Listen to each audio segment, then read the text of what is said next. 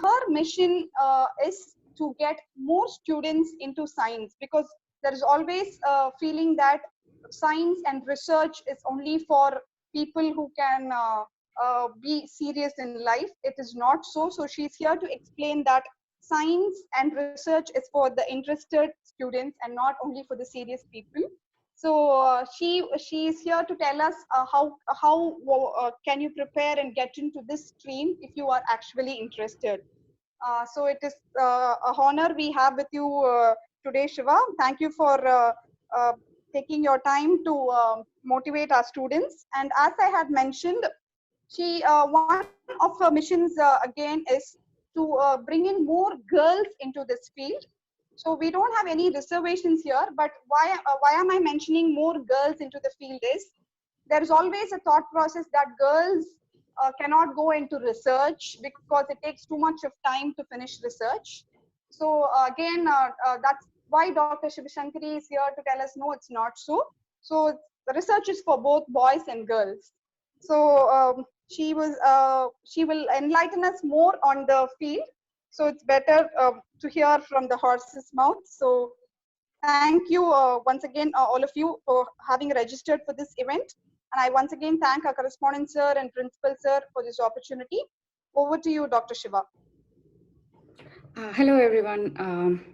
First of all, I would like to thank the Subbiah Central School management for actually making this happen. I wanted to talk to students for a long time, and I was trying to find a proper channel. So thank you so much for arranging that. I thank the correspondent for the very nice welcome, and also the principal for joining us in. I also thank Valikanu, who is also my friend, for actually staying as a channel between me and the students. Nothing would have been materialized without her presence. Um, and um, and also, I'll like to thank all the participants. I was so happy to see so many girls interested, at least in hearing about research. So you have taken the first step towards getting into research. So I really appreciate that. Without further ado, I'll get into my presentation here. Let me share my screen. Uh, yeah, Wally, can you see it? Yeah, yes, Shiva. Okay, okay. So first, I would like to get into a little bit of myself, like how I did my school and how I did my undergraduate and master's studies. And of course, then I'll tell you the techniques that you can follow. If you want to go into research full time, then I'll tell you the techniques that you can follow during school time, during undergraduate, so that you can think about it. And uh, like, I didn't follow everything that I'm saying, but it would have been better if I have followed that. So I want you to at least think about doing these things when I say one by one. And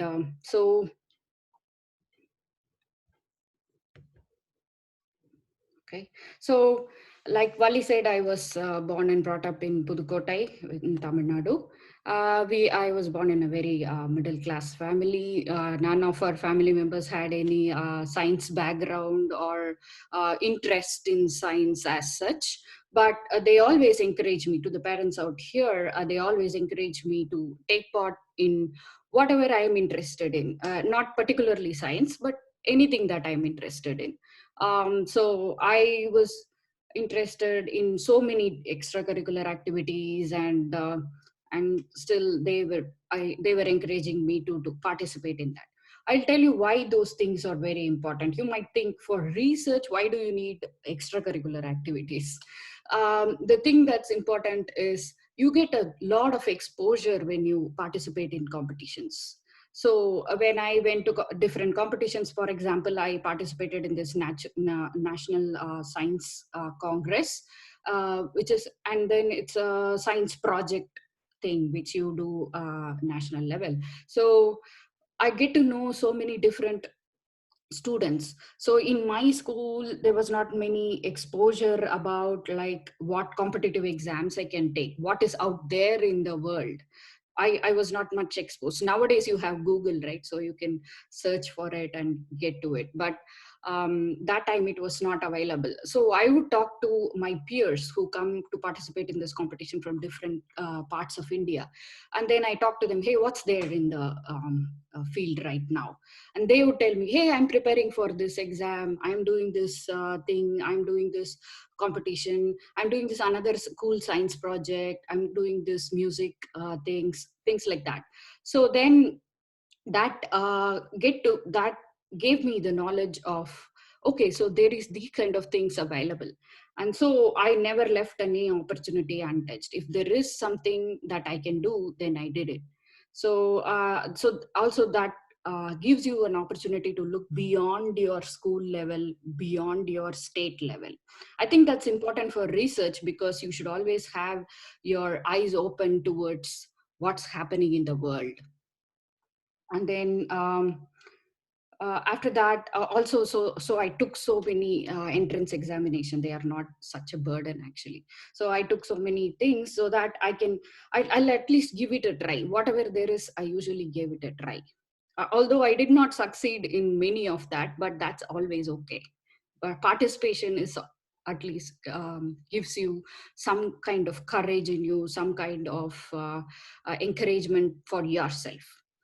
And then with that, I'll tell you something about like how to learn in school, which will help you get into research.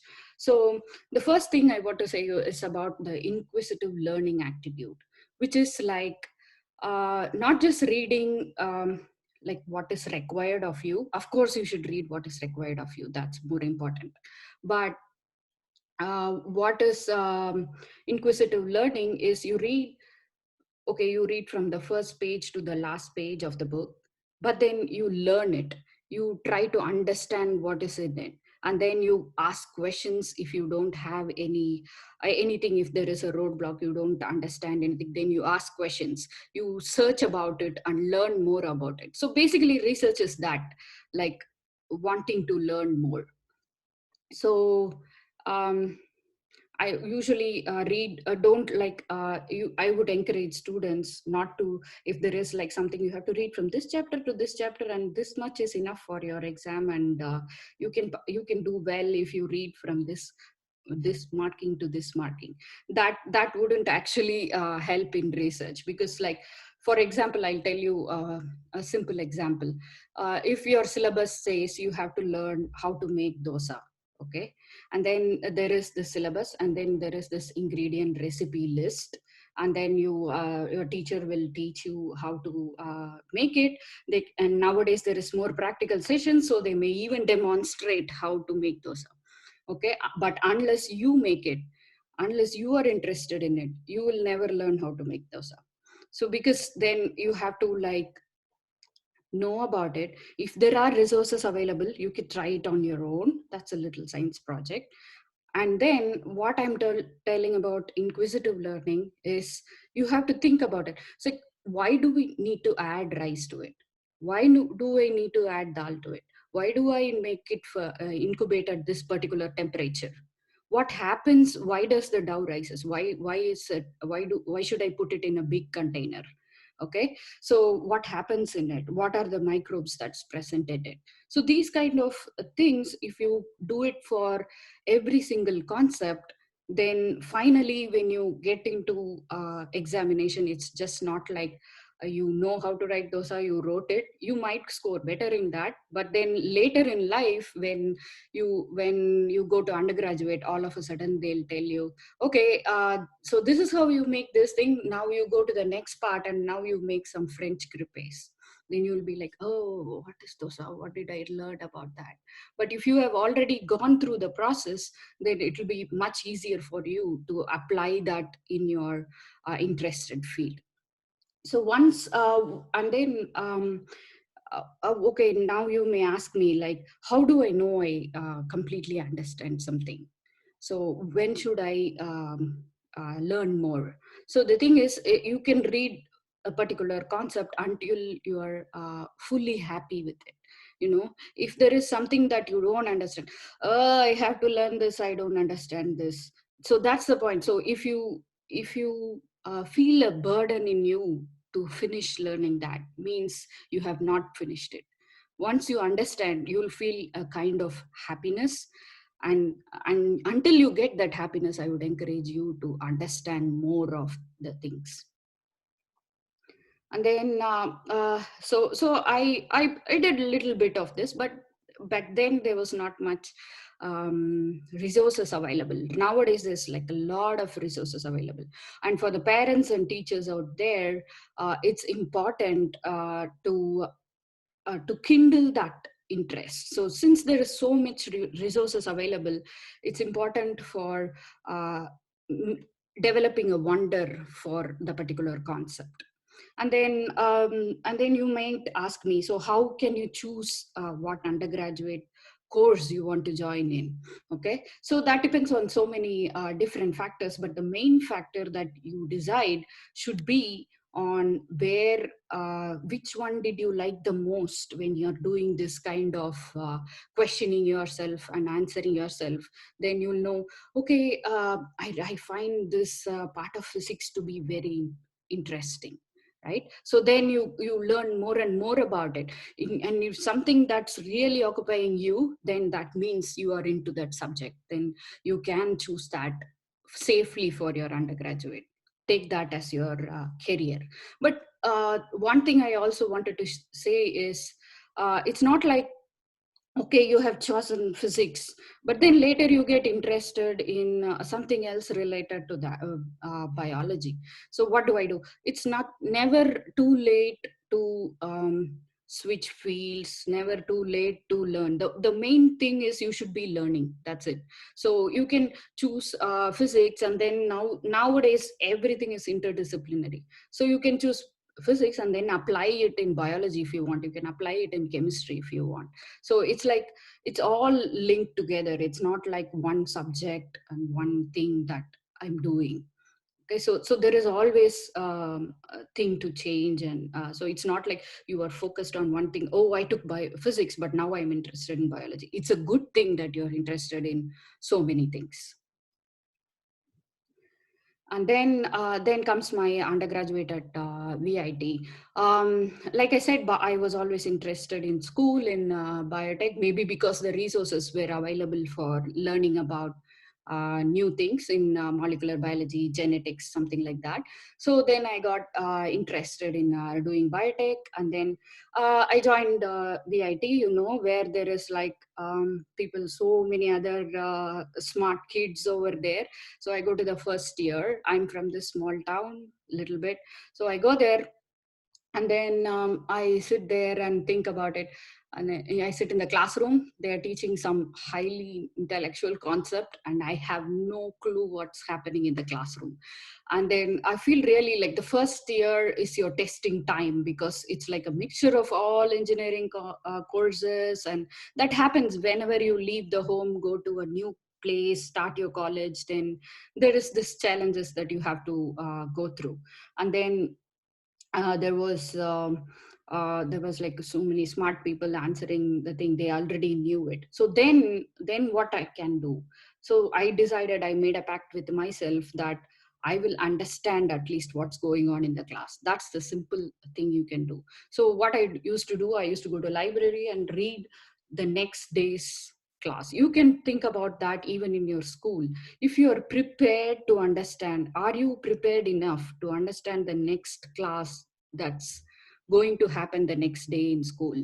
So when I'm not ready, then it means that I have to prepare myself. So I went through all literature that's available, whatever I can, whatever resources I can use to, and at least to get to the level of the kids, other kids, so that I can understand what's happening in the class.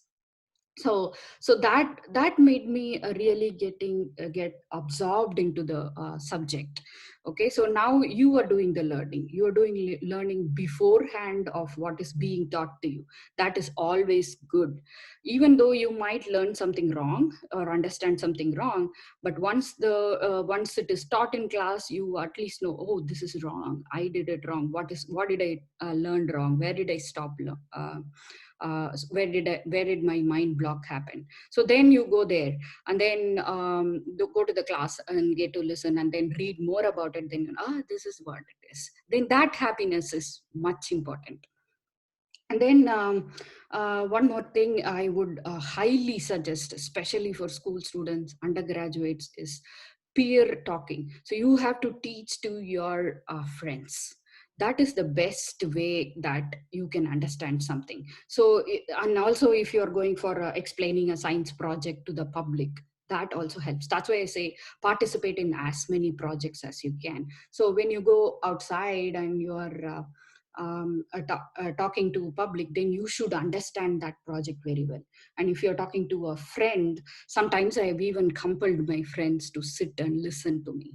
So please listen to me, this one thing I'll explain to you. If I find something very difficult, then I'll go back and read. So my friends were cooperative in that. So you can also, they'll gain knowledge, you will gain knowledge by making things simple to others. Once you have achieved that thing about a concept, so you're explaining photosynthesis, and once you have achieved the thing of explaining photosynthesis to your friend, then you don't have to even learn it for your exam. You know everything, and you have simplified that already for others. So that's very important. And then also gate exam. So this is again other exams, that entrance examination. At least prepare for it. I'm not asking you to take it, but prepare for it, for whatever is there out there, so that you will at least learn one thing new from everything you learn. So okay, the same concept you read in one book, and then I read in another book, and then there is something, oh, wow, that book I didn't read that. I read the entire syllabus that's there in that book, but still if you read it in some other context, then you will know, this is where I missed it, that book missed this. Okay, so same way in internet searches also. Read the whole thing. And once you I would say, like, once you get absorbed into something, you will not restrict yourself. So try to develop that interest towards learning in general, whatever subject it may be. And then also there is like this lot of questions around biotech, bioinfo, and bioengineering thing. So biotech is something where you manipulate living organisms to uh, get something out of it, or studying basic biology, studying something basic. So not, you should not necessarily, if you're interested in, this is for particularly biology, if you're interested in biology, not necessarily biotech, you can also take, there is like so many courses, 3-year courses, BSc, MSc, and you can have this nowadays. There is also integrated courses, so it's not necessarily that you should go through engineering and follow the same path.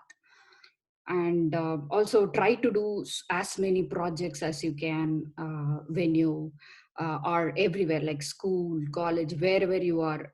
If you are thinking about getting into research, then you should definitely take up projects.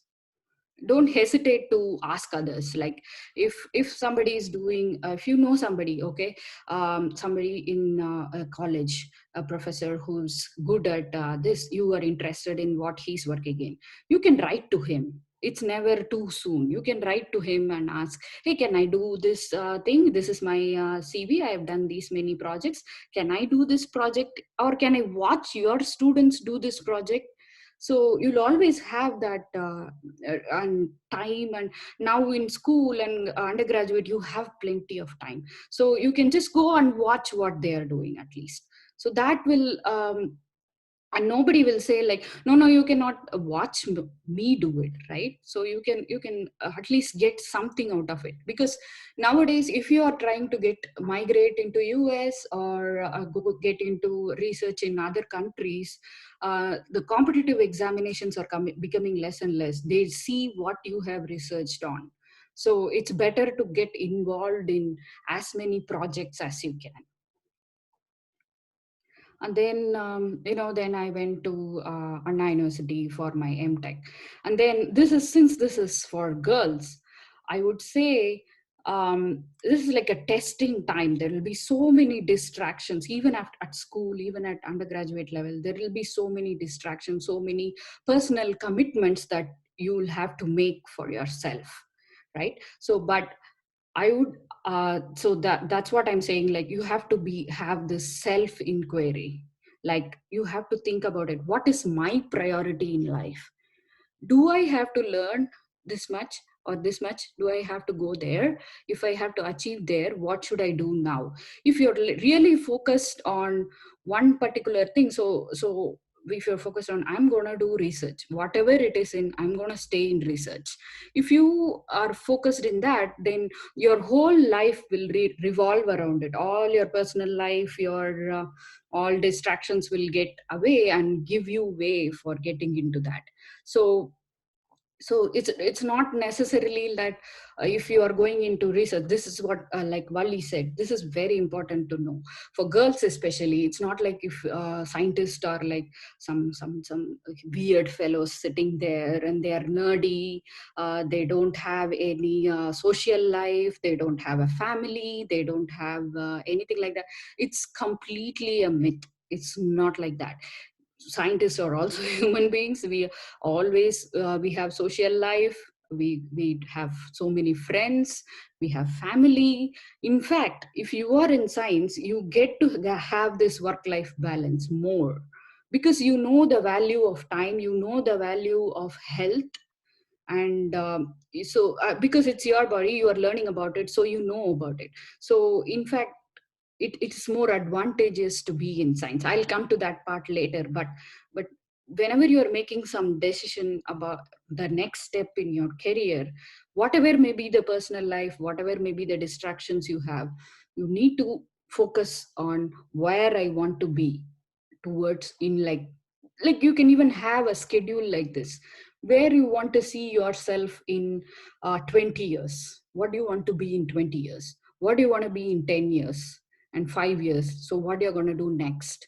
Always think about that 20 years in your mind, and then take decisions based on that. It may change, it may vary, so many things can change what's happening, but at least you have given a thought about it, so you will follow it. So that's more important in my opinion. It's not never too soon. Even in school, you can start thinking about where you want to be in 20 years, so that if you constantly think about that, you will take necessary steps. So like now you have come to listen to me talk about it, which means you are thinking about, hey, maybe one day I'll want to go to research, so that I have to think about and take these things. So that's more important. And like I said, in even in my masters, that's when I started doing real research. And then I decided, no, I'm not getting out of this. I have to finish my research. That I did in masters. I would encourage you to do it in your school time. And then I also got placed in an IT firm. Usually out of undergraduate, you get placed in IT firms. So I'm from a middle class family. I've taken education loans to finish my undergraduate.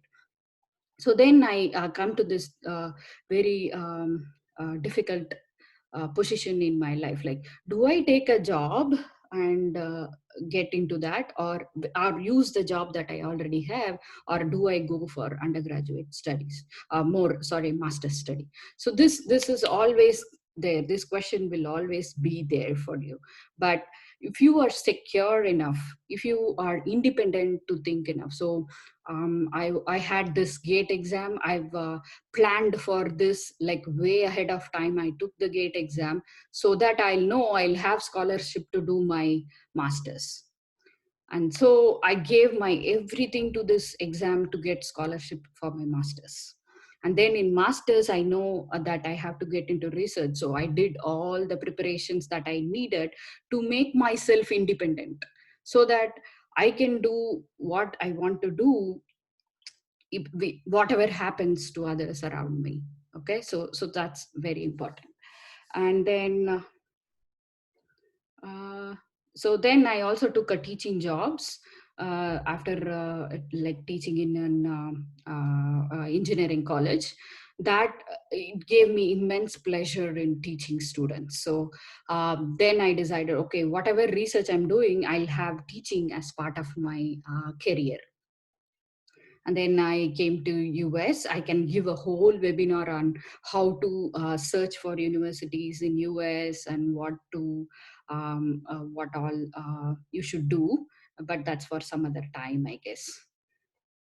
But it's always possible, like in your masters, after nowadays, even after masters, they're even after btech, they're accepting applications for phd in the us. So and in us you have a lot of freedom to choose on what to work on.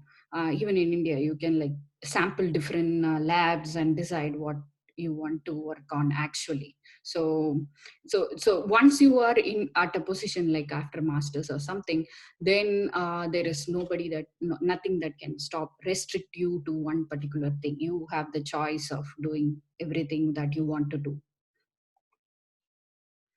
And then I took up this doctoral studies, which is like my for my phd. And like I said, I'm not inherently smart. You don't have to be like super smart to get into colleges and to be a scientist. All that you need is that eye for observation, careful observation, and persistence and hard work. And then if you have those three things, then I don't think you can get away from succeeding. Somehow you will get into the final destination you want. It's not like I should know everything already, because when I came to us, the system is like completely different here. So there is so many laboratory techniques that are different. But still, if when you have the aptitude to learn, so since I am always interested in learning, it was easy for me to shift to a different thing. In fact, I was doing industrial bioprocess in India, and I came here and settled into very basic biochemistry. So it's always important to learn. And then now I'm at MIT. Like Vali said, this is like one of the big institutions, and there is like endless option for technology and creativity. And so you have to reach here to get that creative freedom in your life. And then, like I said, I always had work-life balance. I always had extracurricular activities coming along with me. And it's not like you won't have a family, you won't have kids and stuff. So I have a kid, we still manage it. So it's not like a weird thing to do science. It's for everybody. Anybody who wants to do it can do it, given they put the hours and hard work into it. And like I said, why science? This is like the most important thing I wanted to say. It gives you the freedom to do whatever you want to do. So if you're interested in particular thing, if you are in science, then that's it. You have it for you. You can somehow work around to work on that. So that's there. And then there is and then once you know, like you do an experimental, this is like everything in school. You do something, you try something, it fails. Okay, in science, there's always failures. You do an experiment and I fail at it, and then I think, oh, then I don't stop that and go here, and then you have to think, why did this experiment fail? Actually, if you want me to be really honest, I'm like very happy when I found why I'm wrong in a particular experiment rather than succeeding. You know, you put into hard work, you finally make an experiment work. That's happiness. Yeah, fine. But the real happiness is whenever I found that, okay, this is wrong. What did I do wrong? Then I research into it. Then I find out actually what went wrong, and then I correct it the next time. That is the best happiness, I would say. And then science is a very fascinating field, because when you're doing something new, it's completely new. Nobody in the world has done that ever before. It's a new thing to you, and you are discovering it. So that is a keen happiness that you get. I'm the one who's discovering it, and I've done this, whatever little thing it may be. Like, it may be a small thing uh, that may not be very significant, but still it's something that you did, and it's going to be with you forever. And also, uh, and then there is this happiness of I'm saying something to the world. So for example, you discover a drug that is helpful for curing a small disease, maybe like a small thing. But then you're saying you are making some contribution, even if it is a little thing, to the world. So that satisfaction is something that I love most in science. And then research also give you serenity in life. I should agree that, because I'm absorbed at thinking about my experiment, thinking about my stuff, I don't get any time to think about other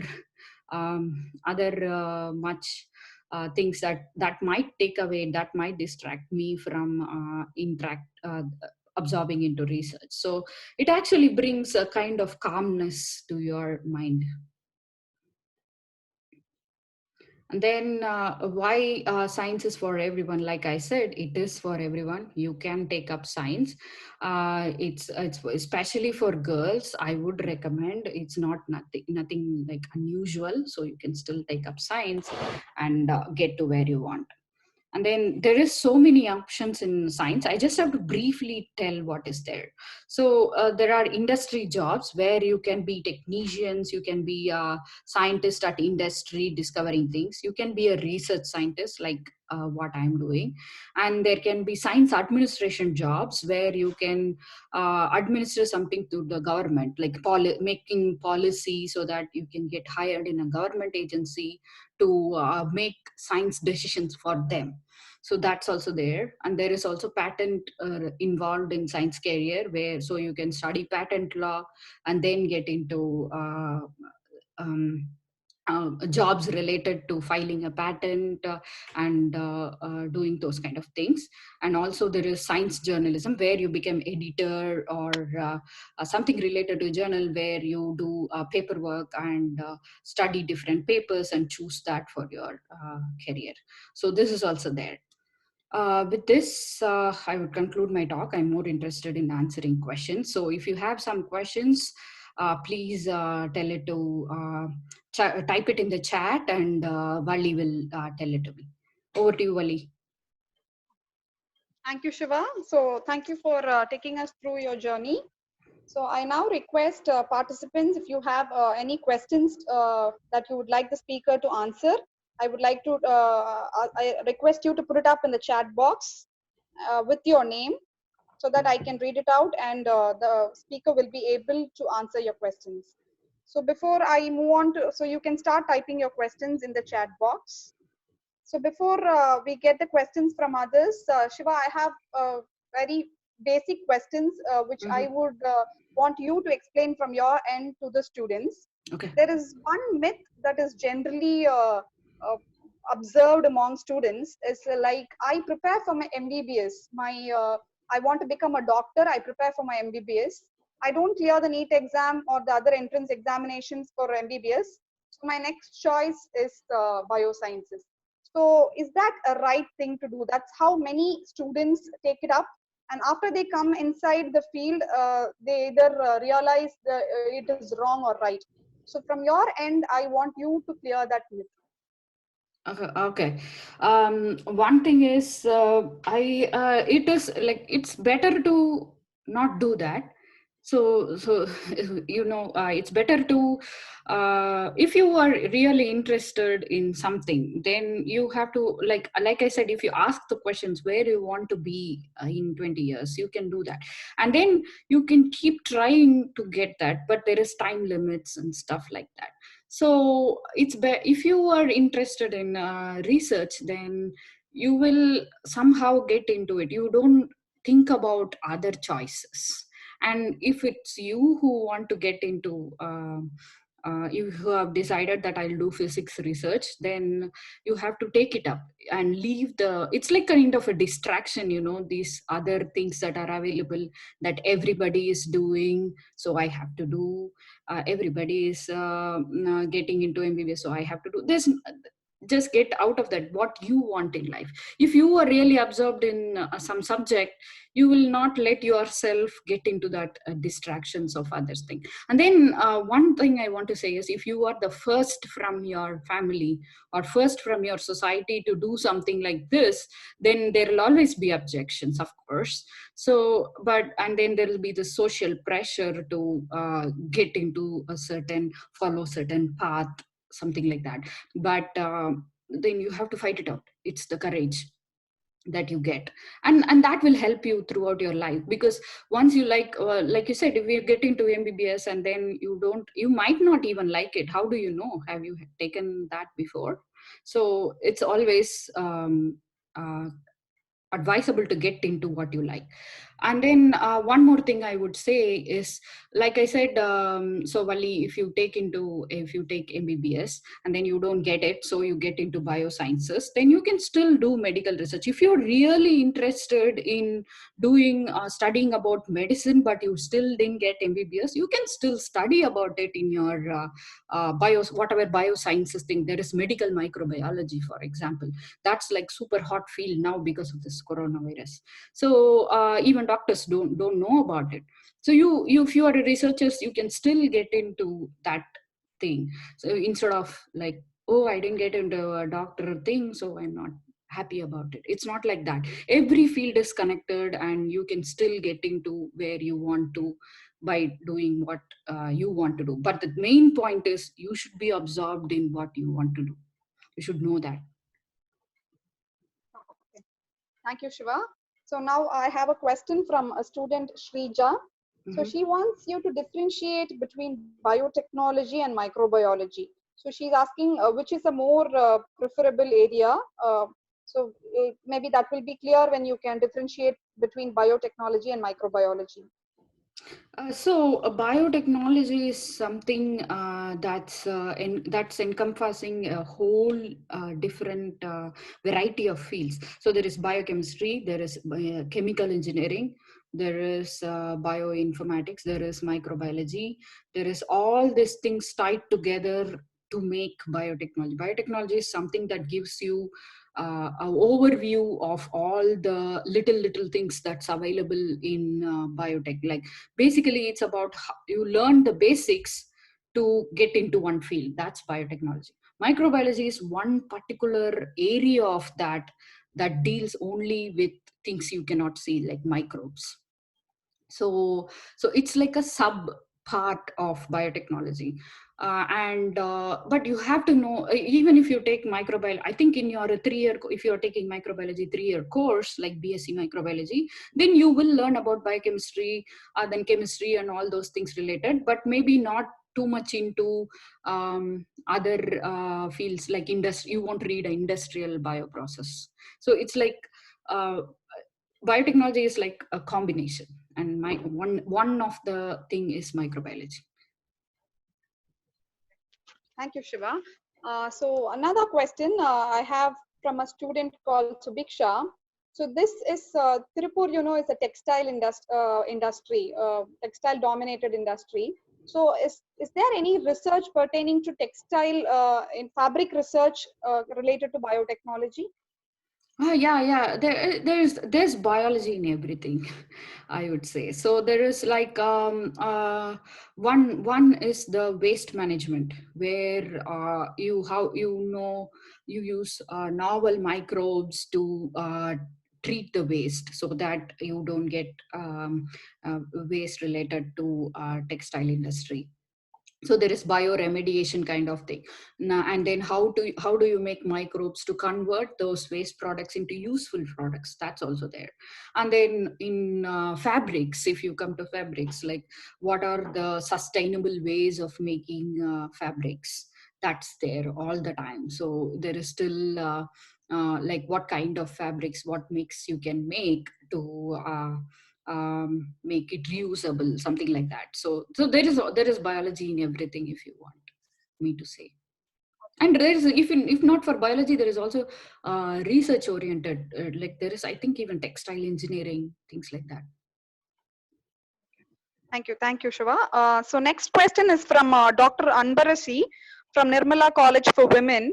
So from the teacher's point of view, she's asking how can we improve students' interest in research area? By doing it. So you have to do research, like you have to encourage them to participate in small projects, so that they'll get when you actually do something, then you get more absorbed into it, I would say. So encouraging more lab sessions will be one thing, and also asking the questions.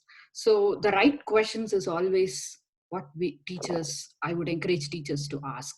So if there is something like my dosa example, then there is you so like I said, why do you make that, what is the proportion of rice you have to add, why are you doing that particular proportion of rice? So deep dwelling questions into that. If you ask the students to then and encourage them to find answers on their own instead of providing them the answers, then they'll start researching about it. And also clearing myths, like saying things like I said, it's all possible, encouraging the students to get into research, and giving the space for the students to do research, like that's more important. Okay. Thank you, Shiva. So the next question is from a student, Miss Samiksha. So Mhm. she's asking you, Shiva, can you share one of your best science project overview? Ah, nice. So, you mean in school? Maybe to the level which they can understand. Any of you, the projects which you think is your best to the level which they can understand. Just an Okay. overview. Yes, yes. Of course, I have plenty of small little things that keeps me awake. So one project is like we were purifying protein, like proteins. It's there. So these are like antibiotics. These are things that are you. I was purifying a small thing that is helpful to kill microbes. Okay, like antibacterial things. And then so my aim is to make that protein to kill and test it against if it kills microbes or not. That's my aim. So this protein is studied for 20 years by so many different people. Okay, they tested against different microorganisms, different things, but nobody knows how it works. So I started producing the peptide, the the the small thing to kill microbes, and then I noticed that it was coming out in red color. Then I start so if I hadn't looked careful enough, I would also treated it with other microbes and do the usual studies that people do. But then I noticed that why is this in red color? What should I do to study this? Then I doing started doing some research, and then I found like heme, the red color thing that is in your blood cells, that protein is actually binding to heme. So that made me think, oh, it's binding to heme. It can bind to heme in the microbes. It can bind to heme in the human body, and gave me that made me explain how this protein acts. So for 20 years, everybody was puzzled at how it was doing. But then this small observation that I made helped me carry over my whole new project. So this is what like is cool things that you get to discover when you're doing science. Okay, super. So the next question is from a student, Ms. Vittaha Selvi. So her question is about genetics, Shiva. So before Mhm. I go on to her question, uh, there is a lot of imagination from the student's point of view that if once you are into biosciences, they think genetics is the king. So you get to work with genetics, and there are like many students are admired by the films, scientific fiction movies, which all works with genetics. So they think if you are into biosciences, you are into genetics. So Mhm. maybe that's my observation from a lot of students. So I would want you to clear that as well. But Vitaha Selvi's question is, which is the best place to study UG and PG for genetics? So what is the basic degree that I have to do if I have to get into genetics? Mhm. So genetics as such is a part of every research part. Like if you do microbiology, then there is microbial genetics. If you do cancer biology, there is cancer genetics. So it's basically I'll first explain what is genetics. So it is about studying how you can combine two different things, and what will happen. Like basic, you I think you would have studied Mendelian genetics, like taking a pea plant. If I cross this yellow plant with a green plant, what color plant will I get?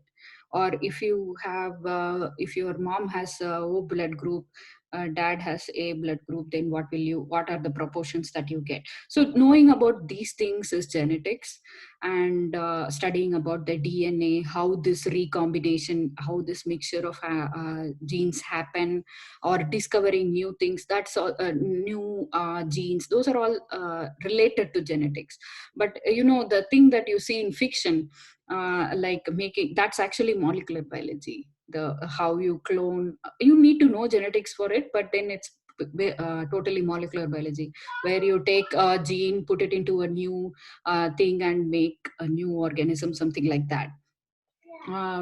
So these are all like basics about genetics, and it's part of everything. So once you start learning, either if you take a microbiology course, you will learn genetics in it. So it's, and or if you're taking genetics, then you have to learn microbiology, chemistry, and everything around it to understand it. So it's all, like I said, biology is like a highly interdisciplinary field, and you will have to get to know so many different things in it. And for genetics, there are, I don't know if there is any BSc genetics courses as such, but I think there is in Madras University itself, there is some important something for molecular genetics and stuff. Look for BSc courses that gives genetics.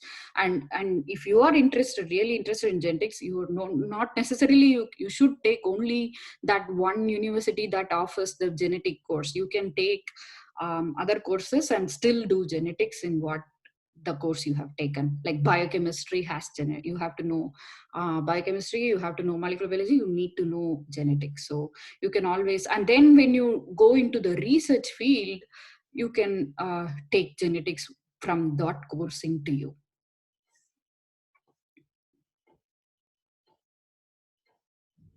Valli? Yeah, thank you, Shiva. So the next question, I'm just going on to the next question, Mm-hmm. is from, just a second. Yeah, and the next question is from Ms. Beena Meenakshi. So she wants to know what is the best UG degree to pursue for getting into research, and is that possible in Tamil Nadu? Oh yeah, yeah, it is possible. It is possible. UG degree, you can take any BSc courses, and like I said, you have to choose what you want to take. But it's not necessarily true that you have to take one particular thing to study that. And of course, there are, so I have so many friends who have did their undergraduate in BSc, and then, but then if you want to do a PhD in another country, or for any country, you have to do, if you are doing want to do a PhD, then you have to have a master's. And that's also available in India and in Tamil Nadu. Like there are so many colleges that offer undergraduate BSc honors, integrated MSc, all those courses. It is possible for you to finish masters till until masters in India with good research background. Okay. Thank you, Shiva. So the next question is from Mrs. Gomati. She's Mhm, also the academic coordinator of our school. mhm, So her question is that you had mentioned that technology like inspires students, it helps the children to do research in several ways. mhm. But there's also possibility that technology is distracting them from different from their view, and it is allowing them to prioritize. It is not allowing them to prioritize their preferences. So how can we teach communities and the parents? How can parents support this? Like you have to use the technology, but still you cannot get distracted and you should be focused. So what can teachers and parents do for this? Yeah, this is a question I'm struggling with myself, right? Every parent has this struggle of limiting screen time. But if you, I would say that if the students are motivated enough, then they should be able to take the decision. And it's important for the parents and teachers to monitor at least till some age what's going on into them. But if you keep them engaged in other things like learning, if you give enough learning opportunity like assignments, projects. Of course, when you're doing some project, you won't be, if you have a certain if somebody wants to get into research, okay, and then they are doing certain type of projects, and then you are taking all the opportunity to use your time, then you won't have time to get distracted into particular things. So I think it's a part of parents and teachers commitment to keep them engaged all the time, at least till some age. I know it's annoying, but it's somewhat that's one of the solutions I would think. And to ask them interesting questions, and to keep a little bit of check. It takes time for the parents, like it takes some time from them, but it's I think it's important not to let the students, if you give enough interest, then they will, once it's like it has a steep learning curve. You have to train the mind to think and not get distracted for initially, like for a few years, I would say ninth and 10th, or maybe even before 7th and 8th standard. You train them to get into one thing, and then you don't have to worry, then slowly the students will pick up, is what I think. But I'm still struggling myself. Yeah, thank you, Shiva. So the next question is quite interesting from a student called Akarshana. So her question is also the question of many parents. So should we actually go to these coaching institutions from ninth standard onwards if we have to become a very academically aspiring student? Not necessarily, I would say, because um, I don't know. I didn't go. I don't see many people getting into that. But if you one of the things these coaching classes does is also give you something out of your school perspective, which is good. So if you really don't want to go into these, I wouldn't say it's compulsory, but if you can get the resources and study it, then it's good. You know what I mean. You don't have to physically go there and use your time there, but you can get those resources and train yourself to answer those things. Then that's good enough. You are getting an opportunity to know what's going on in the coaching class outside of the school perspective. So I think that's more important, right? When you're actually getting into research, then you should know to answer all different things. And then, like I said, if you are really focused on the concept instead of reading, if you're learning things, then it won't be necessary. You will actually search for it yourself, and you will get more knowledge.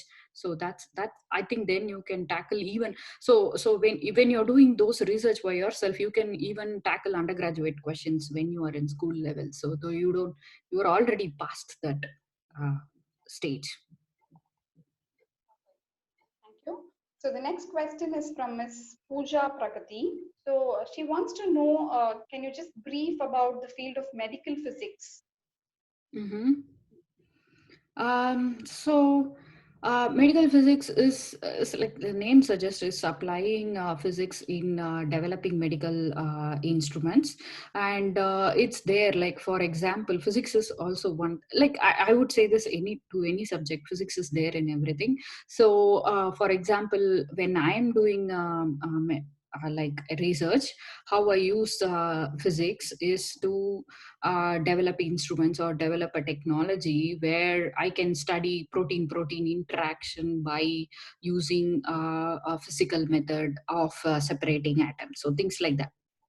So medical physics is using physics for doing medical research. It's not just don't imagine it as developing like for example an MRI scan instrument or developing a CT scan or some other medical instrument. It's not just with instruments, it's also developing things to study medical research. So in order to study cancer, you need to use some physical instruments. So in order to study microbiology, you definitely need biophysical things. So doing medical physics is somewhat related to developing things for studying biology also, not just instruments. And also there is also an emergent thing like this nano medicine, nano particle delivery and things like that. And that's completely physics. That's medical physics. Thank you, Shiva. So to the participants, see, I'm like filtering the questions which are relevant to the speaker, and I'm putting only those questions to her. Some of you are sending it to me privately, and some of you are putting it in the group. Still, the questions which are relevant for the speaker to answer, I'm just taking that forward to her. Okay, Shiva, next we have a question from Miss Ganga. So she's a NEET aspirant. So basically she wants to do MBBS. She's in grade 12. But her question is common to everybody. How, like when you have to dedicate time into science, how do you actually manage your time? Like, she doesn't find enough time to complete her stuffs. So when you are into research or when you're into medicine, you definitely need a lot of time to be put into it.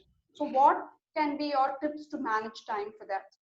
Yeah, time management is very important, not just for research, for anything I do. You know, when I before doing before having a kid, I was always saying, "Oh, I don't have time for this. I don't have time. I'm filled with things to do. I'm filled with research to do." But then after having a kid, I know, ah, now I know how much time I had before this.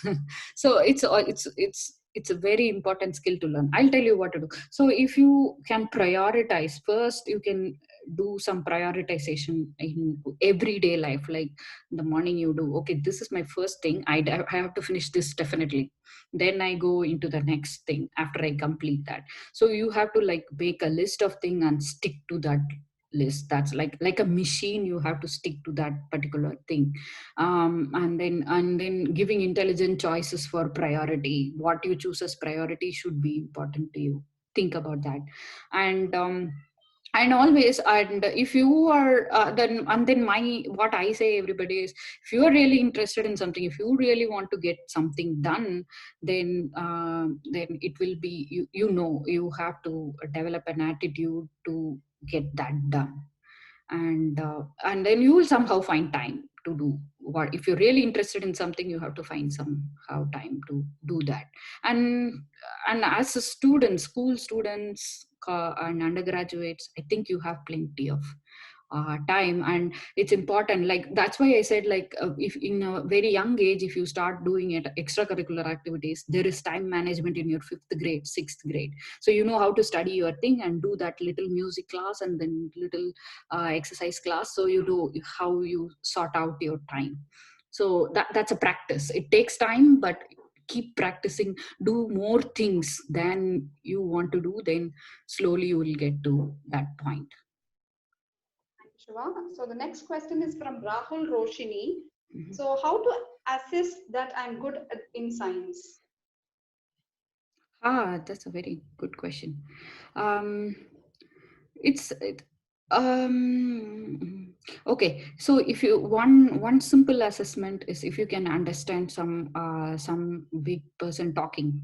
like like if if your teacher is talking about something, you haven't learned about it, but then you can somehow understand what's going on there, then it means you are good at that particular thing. So you can listen to the one thing I would suggest everybody is to listen to other scientists talk. So if you're interested in microbiology, nowadays there is options for asking, listening to webinars, videos of big scientists.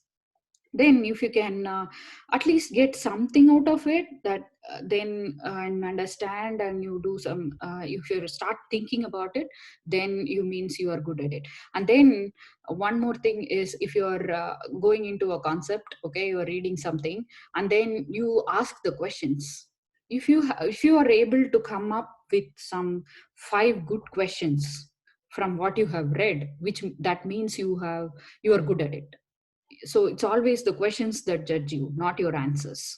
So you have to be like very good at, if this is like automatically, if you think so much about a subject, you will have plenty of questions coming from that subject. So if you are enough to have enough questions, then it means you are good at it. Okay. So the next question is from Ms. Anand Sunita. So Mhm. is forensic science related to biomedical or biosciences? Oh yeah, there is plenty of forensic related science. It's a very curiosity-driven, interesting field as well. So most of the forensic tests that are done are based on PCR reactions, which is like biology, purely biology related stuff. There's this institute called CCMB, and in India, that's like center like something related to molecular biology and DNA footprinting institute. All these are related actually to forensic. They have solved more criminal cases than any other investigation. So see, there is institute in India for it. So it's related to biology. Yes. Yeah, okay. So thank you, Shiva. So the next question is from our correspondent, sir. An interesting question again. So what happens when artificial intelligence combines with biotechnology? Does it result in superhumans? I wouldn't say superhumans, but there is artificial intelligence being used now in biology research. So I was talking about this the other day. So you predict on, like for example, you have some neural net, how your brain works. So there is some circuitry that's been figured out, and then artificial intelligence actually is helping. Using artificial intelligence, they are developing how to understand more about the brain. And also you can design drugs using artificial intelligence. You give it train the computer to do give it this many sort of available antibiotics, for example. So you have 100 antibiotics which are effective against bacteria. So you are giving that computer, feeding those structures of those 100 antibiotics, then it will come up with its own model of the best antibiotic that can be used against a particular disease. So the artificial intelligence plays a big role nowadays in biological research. Thank you. So again, the next question is from our principal, Mr. Santosh Kanavalli. Again, a very challenging question. With all the knowledge and expertise we have in biotech globally, why we still have not found a vaccine for COVID-19? Because virus is smarter than us, I guess. Because like it's not we it's a new, when there is something that is very new, we have to be very cautious about the side effects and stuff like that. There is research that's going on um, based on what vaccines could be done, and but it takes some time. And also, like, because this virus is highly mutatable, even though we had coronavirus in our system for a long time, in our human system for a long time, this is a new thing. The virus have done several mutations to its um, outer capsid, that it looks completely different, new. So that's why the body cannot defend it on the first place.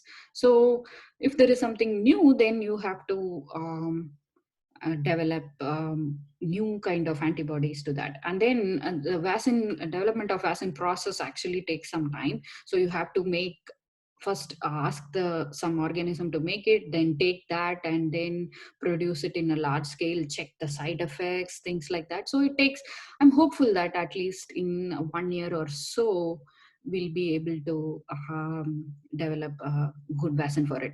And then also there is not much interest in research, right? Developing, that's why we always fight that we need more funding for basic research. Only when there is a pandemic we all of a sudden get funding for these kind of development. There should always be equal funding here, but that's beyond our level. It's government policies.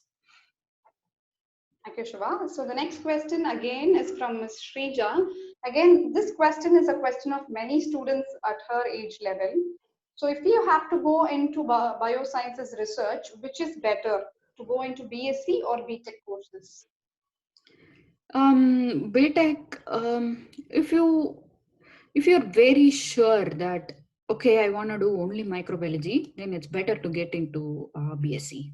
I would say that if you're really sure I want to do only molecular biology, only microbiology, if you have done enough research in your school, like, I mean, not actual research, but thinking in your mind and learning about it, all those things, if you have done that enough, then, and if you know that you want to do only this, then it's better to go to BSc.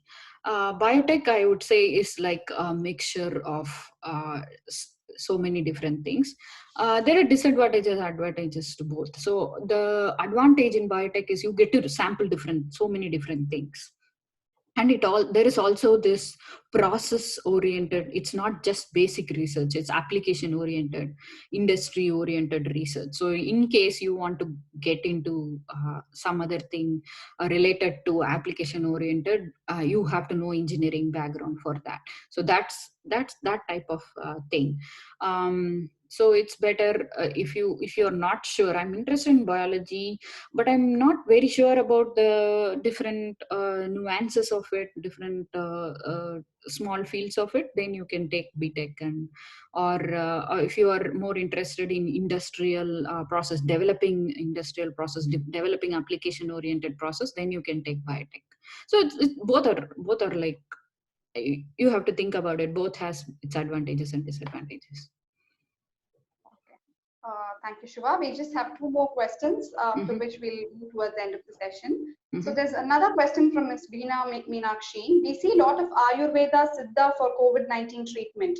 So do you use any of Indian alternative medical systems in the US research, or what US feels about our Indian alternative medical systems? Have you ever used any of these in your researches? I'm not someone who works on compounds or these kind of compound things. So I don't know personally about that, but I would say there's plenty of research going on. So in even in my building, there is another researchers who works on plant compounds. So the compounds that are used in not necessarily in medicine but generally for other applications also, and they are characterizing the compound and modifying it for better performance and using it in treatments and research. So there are plenty of people who are doing plant compounds or other natural compound research, and those compounds were also identified in India for other treatments. The research is going on in US as well. Thank you. The next question is from Mrs. Kanis Sogra Risvi. So her question is that can you briefly tell us about neuroscience? How is it applicable to, because neuroscience is being used in every field from medicine to artificial intelligence today. So is like neuroscience, is it a separate field or it's again a part of the biosciences? I would say neuroscience is also like it's an advanced field. You should know other things, basics in other biosciences before getting into it. I'll say it was a master's level course. But like you said, it's a very unique field. It's it's getting a lot of funding because there is this. lot of neurological related problems. There is even cancer neurobiology, and there is this lot of neural diseases like Parkinson's, Alzheimer's, things like that. So a lot of funding is available for studying neuroscience or neuroscience research, and I think it's a very cool field that's emerging. And but I would suggest somebody not to take like beginner level. At the beginner level, I think you should have some knowledge of any other thing. You may have basic knowledge of computer science and then get into neuroscience, so that you can, it's like a little bit of upper level course. Thank you. So I'm just reframing the last question. The question is from Ms. Gayatri Mahalakshmi. Mm-hmm. So I'm just slightly reframing her question, and I'm also adding my question as the last question to that. Mm-hmm. So again, as I told you earlier, students, like how they have a fantasy for space, students also have a fantasy for genetics. So it's like Gayatri's question is again this: I want to go into genetic engineering. So what is the undergraduation degree that I should do, or which universities can I look for? Yeah, genetics is interesting, right? Like I said, undergraduate level you can take any biosciences course, and then genetic engineering in specific thing is an advanced course, like master's level course. But in undergraduate, you can take either genetics, you can take molecular biology. That's part of genetic engineering, so it's important. So you can take molecular biology, and biochemistry, that's basic. Later you can get move on to genetic engineering. So these are all like you can take if you're taking microbiology, then you can get into microbial genetic engineering, then applied as industrial research. So genetic engineering is a very narrowed down specific thing. You can take any of this basic biology courses and then get into in a master's level or PhD level, you can do genetic engineering as your coursework. But it is applied everywhere. Like I do genetics, I do genetic engineering. Everybody in doing basic research will do genetic engineering. It's applied. So not necessarily if you take genetic engineering, then you cannot go anywhere else. You can still go do whatever field you choose to. But I would suggest taking basic courses first. Thank you, Shiva. So the last question, as I told, is from me. There is one observation, especially with this generation. Like once I finish my undergraduation or my college, basic college, I immediately want to get settled in my life and earn so much. I just compare with my friends who earns maximum, and there is also an assumption that you do a fantasy course like genetic engineering or so. After you finish, you immediately become a scientist. So I want you to tell you like the importance of the hard work, the time and years that you actually put in to get to the level where all of you are today. Yeah, thanks, Wally, for bringing up this question. I actually, I think I missed that. So you have to, like I said, you have to prioritize yourself. Like, is the money only goal that you want to achieve? Will you be happy if you are doing what you're doing right now? That's or what you're going to do right now. What do you want? As do you want to buy this all fancy stuff and then you want to get into a job immediately, or you can, if you want to improve yourself in knowledge or get into more research. So this is all like based on your own thing. Ask questions to yourself. I'm not saying it's money is not a priority, it's necessary, but in research you can make sure you somehow get what you want through scholarships and funding like that. It's not like we are like not having anything any attraction towards money or something. But it's important that when you, it's not, and also this notion that getting settled, what is meant by that. So you're in my, I'll tell my own personal opinion, please don't take it to heart. Anyway, so for example, the life expectancy or working hours is still 60 years or so, right? So if you're settled now, you're going to do the same thing over and over and over again until you're 60 years old or 70 years old. Is that what you want? If you want that, if you want to be just settled in that one thing and do the same thing, then that's fine. You can do that. But in my opinion, I didn't want to do the same thing. I want to do new things. I want to find something more. Then research is the only option you have. So it's better to ask questions to yourself, and settling is not something I would prefer, because once you're settled down, it's that you're doing that thing again over and over. It's not like we don't have family, or we don't have any other thing. That's part of your life. Having a social life and family is part of that, but your goal is to improve yourself in knowledge. So if you have that goal, then it's better to take higher studies. And I believe none of the scientists in the world is not satisfied. There's not one people who's not satisfied with their science they are doing, however small thing it is. They'll have that satisfaction and gratification that you are doing something new, you are doing something for the world. So that's going to be there for every scientist, or anybody in research, to be true. um, so that's my point of view. You have to take up research if you really want to improve the world around you and improve yourself. And then coming to genetic engineering and research take time. It not necessarily you have to sacrifice so much. Like I said, there is family, there is other social things you can still do, and still make time for research. But it takes time. You have to go through it. And it's not like burden to me. For if you ask me, I'm not burdened by this many. So now I'm a postdoc, I'm still not in a permanent job or something. I'm not, it doesn't bother me at all. I don't know. It's like, because I'm happy every day doing what I do. I'm happy doing my research, so I'm fine. It's not it's not like everybody, I think, is more satisfied. So I'm not bothered about um, getting settled. Yeah.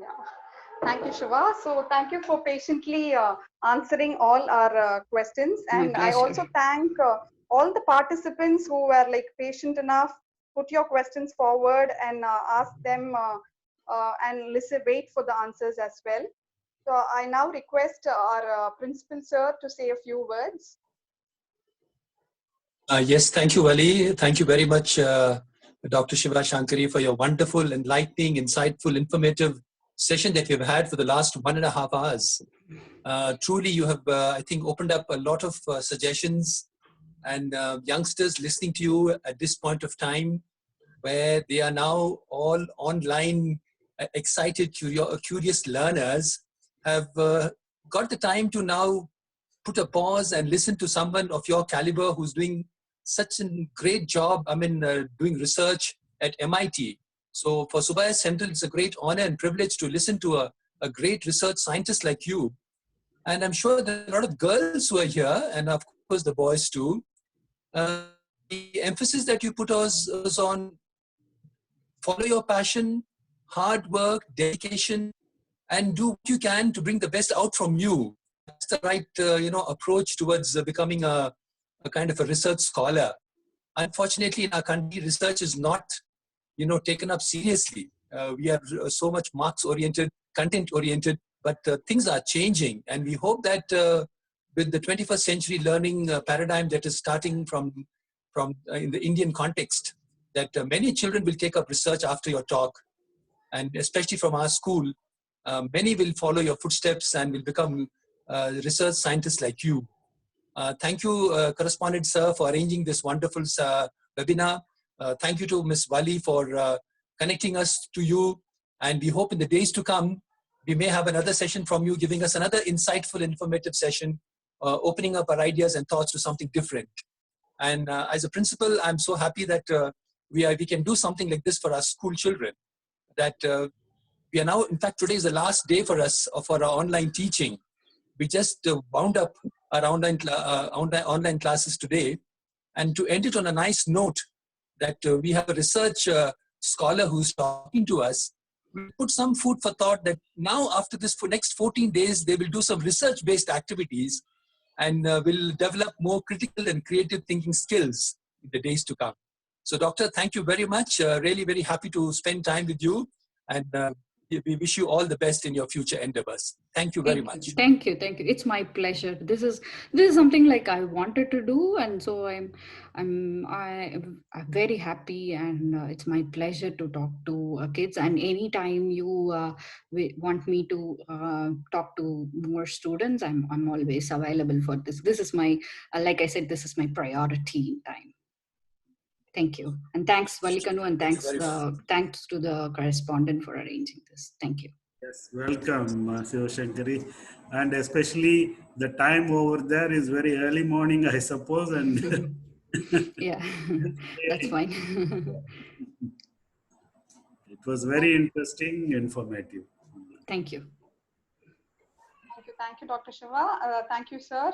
Thank you, Principal, sir. Thank you, Correspondent, sir. And thanks to all the parents who have enabled your kids to listen to this. And I hope kids take something back out of this session and work towards it. Thank you. Thank you, one and all who have taken part.